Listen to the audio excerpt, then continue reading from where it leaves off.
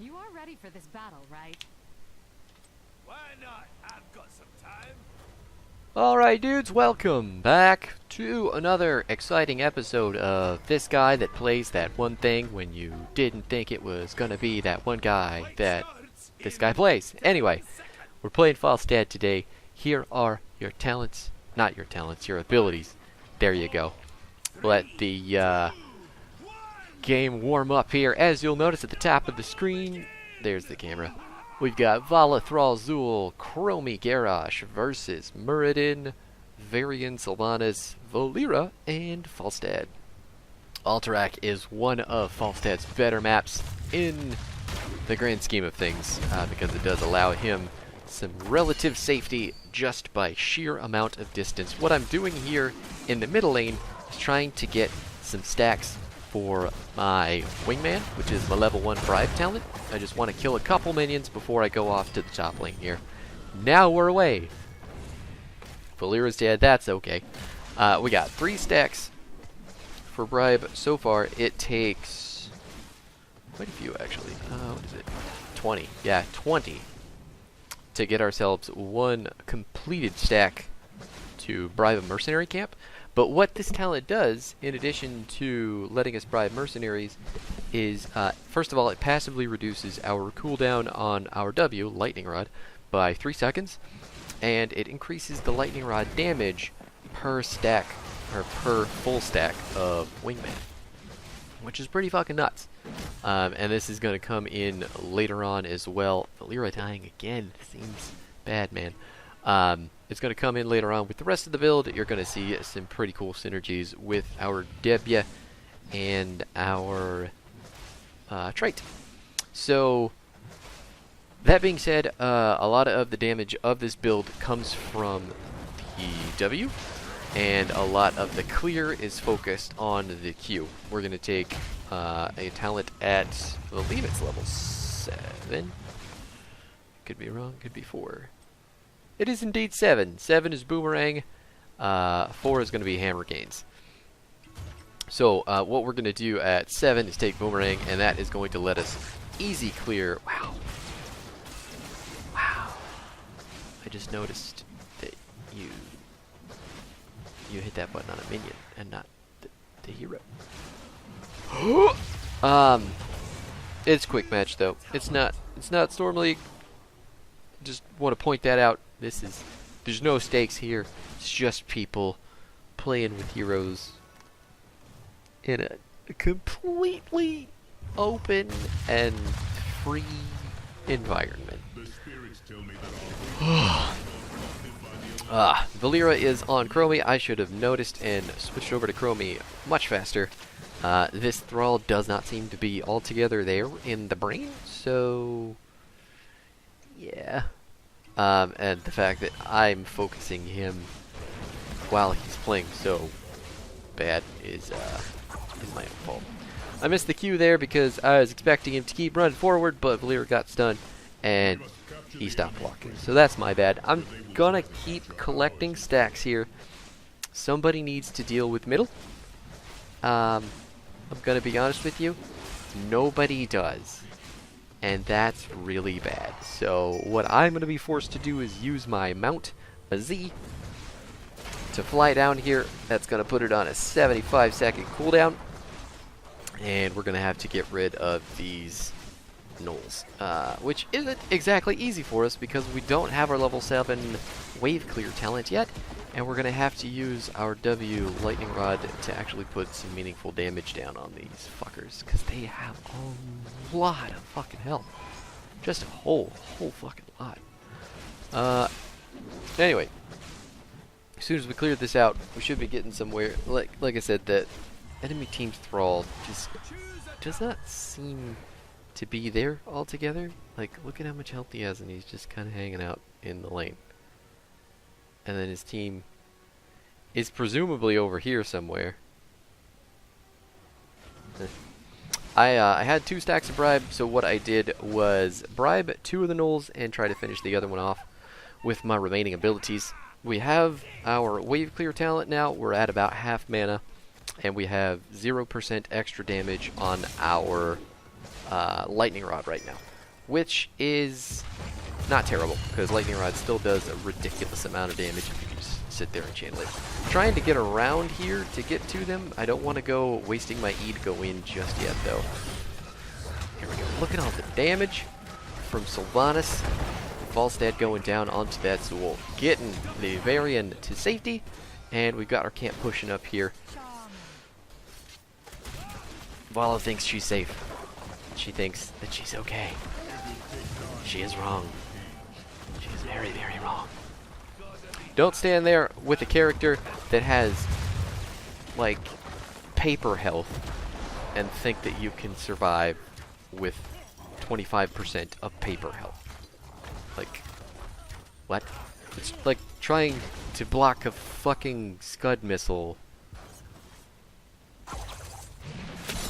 I want to watch this real quick, because I think he gets away. He does. That guy is a potato, and 3 people could not kill him. Anyway, trying to block a Scud missile with a roof made of bamboo. That's how we finish that metaphor. Anyway, back to the game. We have our objective coming down every single lane here. I'm going to fly down to the bottom one because Zool is pushing in, and I don't like that he's doing that. I've got to get a couple more bribe stacks. We're about 12 short of getting our next 5% bonus damage increase. And our... there it is. Oh shit! And it's only 20. I forgot it's not 25. So 40 is where we... Now we have 10% extra damage on our lightning rod. Our W. And he's taken. And if I had started walking forward a little bit more there and stopped concentrating on the building, I probably could have killed him. Here's Vala to think she can come down and fight with me. She could not. My team is on the way as well. Objective's dead. Not much more we're going to be able to do with that. Sylvana's pushing with it. Well, she's dead in the top lane, but she was pushing with it. Yeah, a lot of what you're going to be doing with Falstad is going to feel wrong if you are at all used to playing this game in a quick match setting. Because you're going to be like, oh fuck, I'm in lane. I'm in lane. I'm still in lane. Why am I still in lane? Well, I'm in lane again. And some people might get pissed about that. But that's okay, because Falstad should be played in those lanes. Should be picking up all sorts of XP. Should be fucking flying to places where things just are away from the teams. Right now I've got to clear up this camp, because if it goes free, it's just going to do whatever it wants. Varian dead in the bottom lane.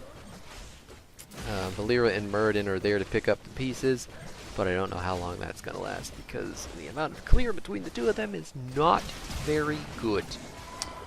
Between our 5 heroes, there are only, like, you just look at how much damage he's taking just to walk forward and eat everything that I'm throwing at him. Like, there's 2 people. There's 2 people that could have killed me if a single skill shot had landed.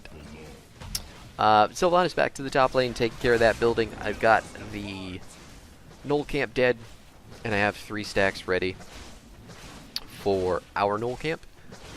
So what we need to do here is get as many stacks as possible from the minions, then go over there, pick them up, 69 stacks. Nice. And then we're going to probably fly in behind, because the enemy team is way too far pushed up. Here we go, here we go, here we go. Coming in! Team, help me! Help me, team! And I don't even need it, because we do a fucking ridiculous amount of damage to that hero. It's insane. She has no health. Getting the easy gust into the wall there. Remember, when you're using the gust, if they hit the wall after they've been hit with the gust, there is a stun on it. It's not a very long stun, but it is a stun. Well, I don't know if it's a stun. I think it's like a dizzy. I can't remember what it's called in this game. I don't know.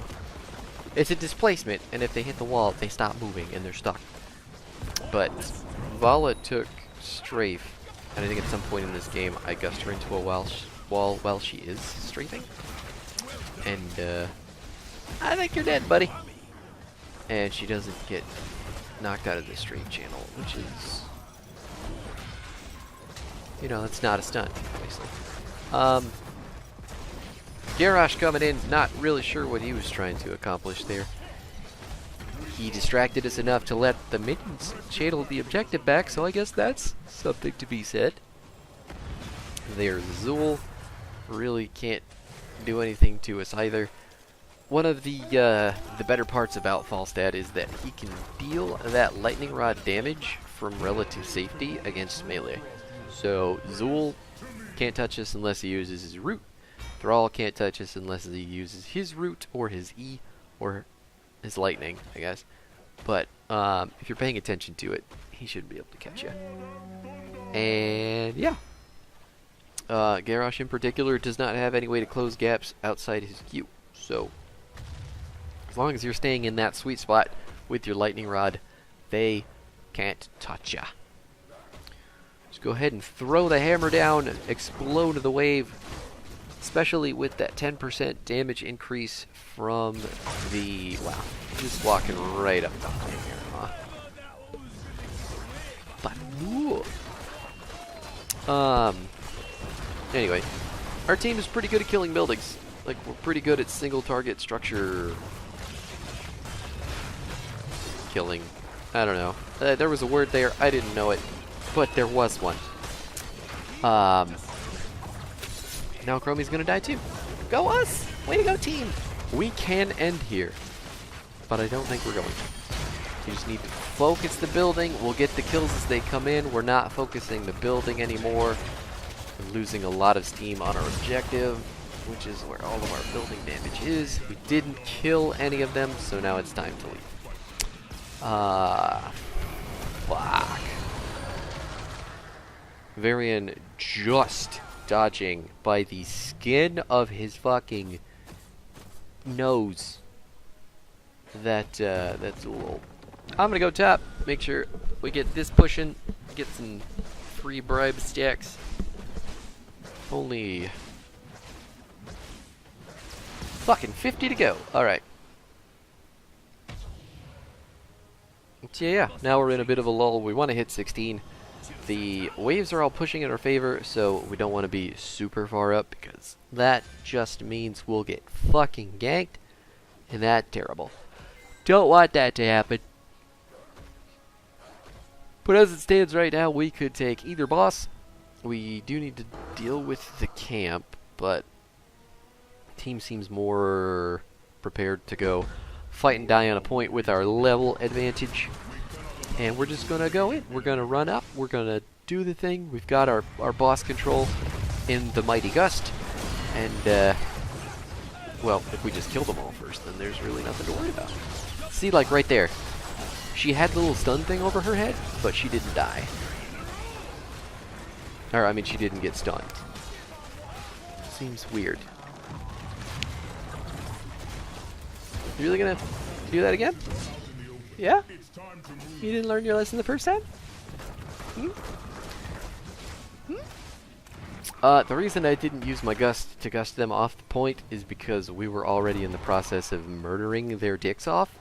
So we don't really need to use it for that purpose. Using the gust the way that I did split the team up a little bit harder, so it was more difficult for their DPS to put anything down.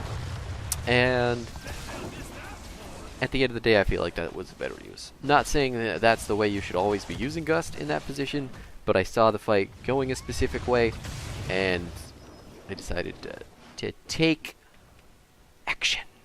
I'm Action Bird, an action guy on bird. Yeah! Let's go help our friendlies kill this boss here. The talent synergy as it is right now, our level 13 and 16 talents are, one of them is decreasing the activation time on our trait, and then the 16 talent is making it so that our cooldowns recharge faster while our trait is active.